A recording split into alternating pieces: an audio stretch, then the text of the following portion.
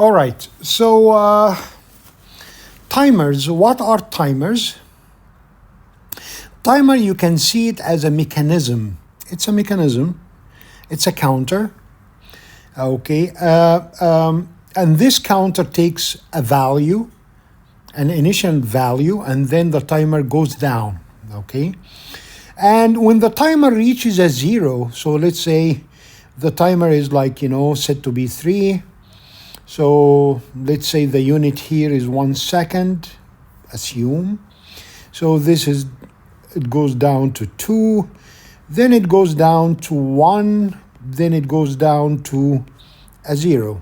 When the timer reaches 0, an interrupt is being generated.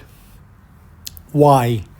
To prevent something like an infinite loop, to prevent a process that takes control of the computer and does not return back the control. So you put a timer, and when the timer reaches certain value, okay, the interrupt is generated and the control is taken from the process that is running. So basically, when the timer goes to 0, you move from a user mode process, okay, and you go to be a kernel mode, okay, in order to take control of the computer and handle it. And one of the very, very famous algorithms, scheduling algorithms that use timers, we call it round robin. Round robin. This algorithm we're going to be talking about extensively, but let's say round robin takes a quantum. So the quantum is the initial value of the timer equals 2, as an example. So, and you have a few processes to work. So you have here P1, P2, P3, and P4 as an example. So as soon as you start executing P1, the timer is set to 2. Okay. After 1 second, it becomes a 1. After 1 second, it becomes a 0.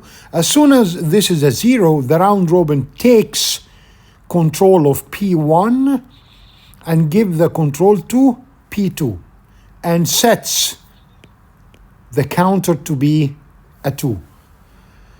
Again, P2, after 1 second, it becomes a 1, the timer. After another second, it becomes a 0. So an interrupt is generated, and round robin takes the control from P2 and gives it to P3 and initializes the timer to be a 2, and so on and so forth. So this is how the timers are being used, okay? So operating system set the counter as privileged instruction. It puts it to be 2, 3, whatever the initial value that you want. And when the counter reaches 0, you generate an interrupt. The operating system generates an interrupt. It's usually set up before scheduling a process, as I showed you in the example here. Why? To regain the control back so that the process doesn't take control and, doesn't give it back. Or for, terminating certain program that exceeds a certain amount of time. And we see this in Windows, by the way, when the Windows tells you, so this time, this program doesn't terminate, or this program, whatever the message that the window gives you, when the program keeps running and it does not return the control back. And when you try to, click on anything, it freezes, right? So this is one of the examples where timers could be very, very beneficial. Process management. What is a process? Is it a program? No. It is a program in execution. So it's a very special kind of program. A process inherits from a program. Okay, so it's a program in execution. So if the program is not running, okay, so it's not loaded yet, it's not really a process. It's a unit of work within the system. Yeah. See this? The program is passive. What does it mean to be passive? It doesn't do anything, right? Lines of code. Okay. But when you start running this program, it's no longer passive, it's active. So the process is an active program, right? Okay. So the program, as I mentioned before, is the body, which is, lines of code. And the process is when this becomes active, when it becomes alive. Of course, for you to run a process, you need some resources, okay? So those resources, could be CPU, well, yeah, memory, I/O files, time, okay? Of course, time slot. The process needs a time slot for it to run, okay? Of course, about the initialization of data, we're going to be talking about it when we talk about the PCB in Chapter 3. What is the PCB? It's the soul that being put into the program to create a process. You can literally say that the process is PCB plus program. Okay, that's what the process is.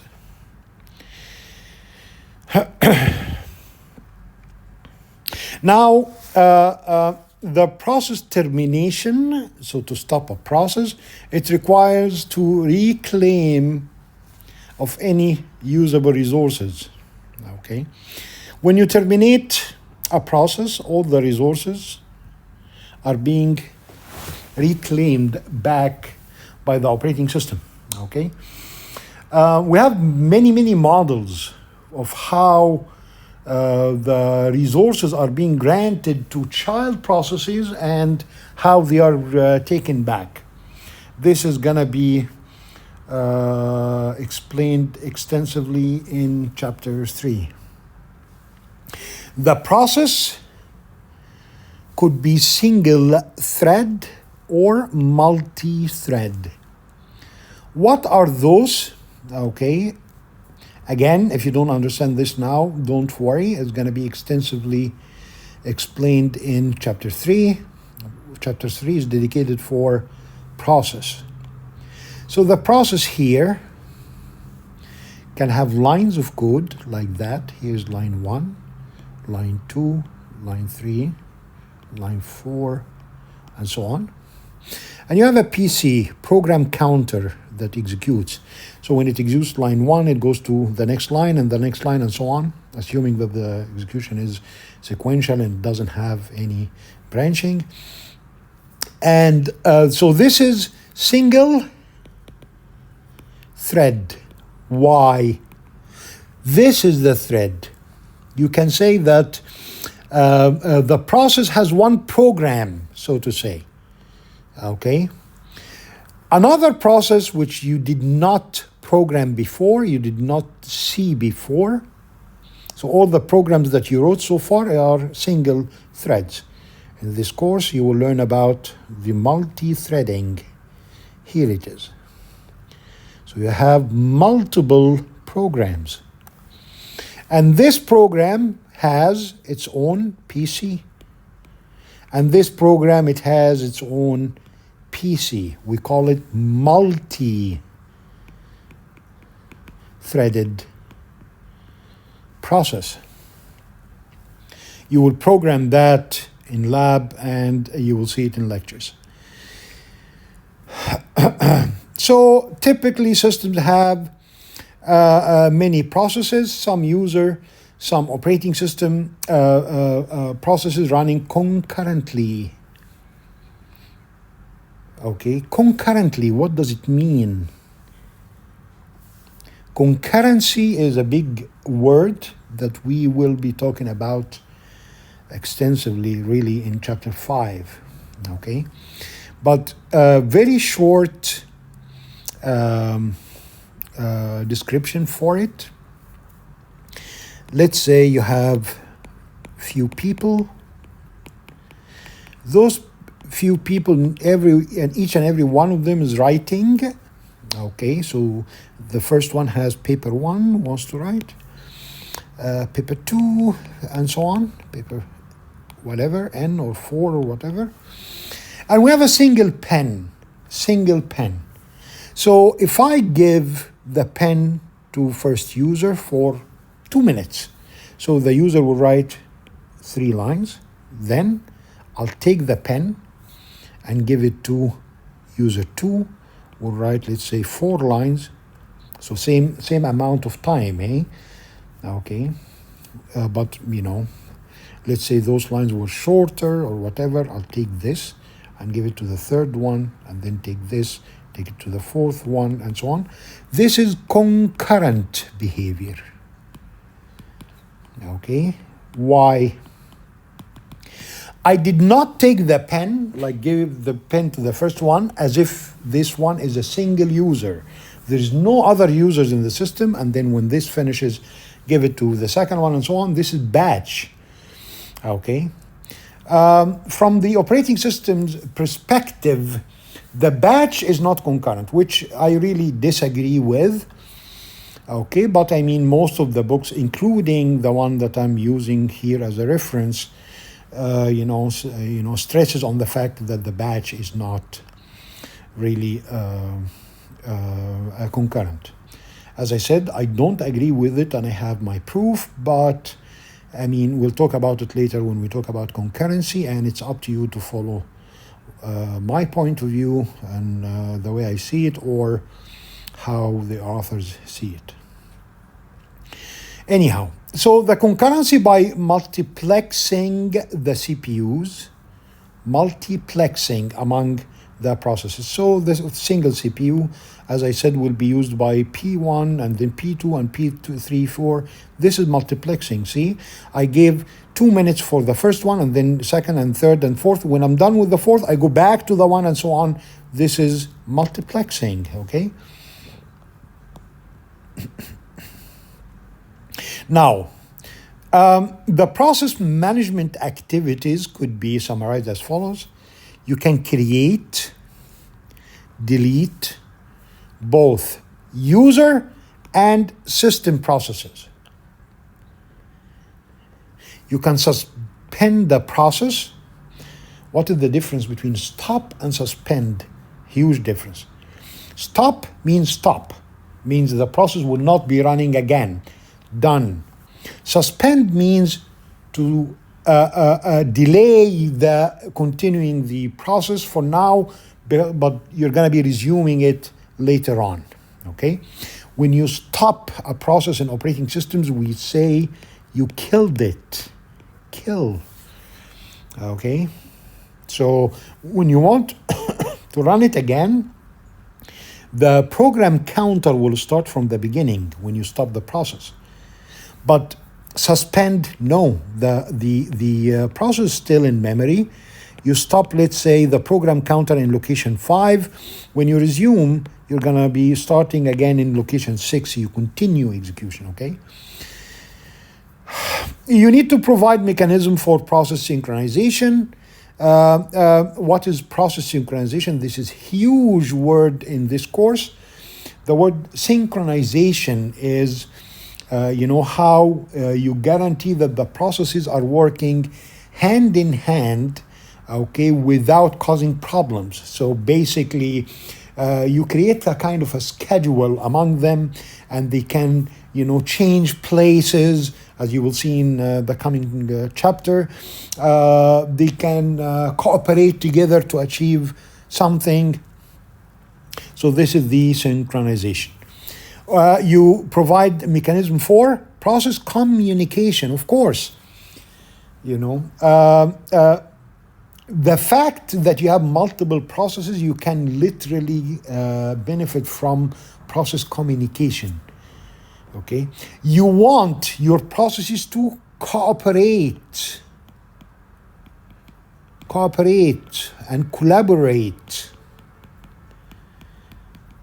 And trust me on this, without communication, you can never achieve cooperation and collaboration. It's not possible. In order for you to have cooperation, in order for you to have collaboration, you have to have communication, a method for those processes to communicate together. And to provide mechanism for deadlock handling. What is deadlock? It's a huge word that we have 2 chapters dedicated for it, but simply speaking, let's say, that we are eating certain dish, okay? Let's say whatever noodles in there, okay? I have one fork, and you have the spoon, okay? In order for you to eat the noodles, you need the fork and the spoon. I have the fork, and you have the spoon. I'm too stubborn to give you the fork, so I'm waiting for the spoon that you have, and you are too stubborn to give me the spoon, so you are waiting for the fork I have. I'm waiting for you to give me the spoon, you're waiting for me, so I give you the fork, we're going to be waiting forever, and this is what we call a deadlock. Another example that we can see in many places, here is a one-way road, and very, very narrow. You have a vehicle that is going this direction. You have another vehicle that is going this direction. The driver of the vehicle A is too stubborn to go back to make way for the vehicle B, and vehicle B, the driver of vehicle B is too stubborn to go back to give way for the vehicle A, and that's an ideal example for deadlock. Okay,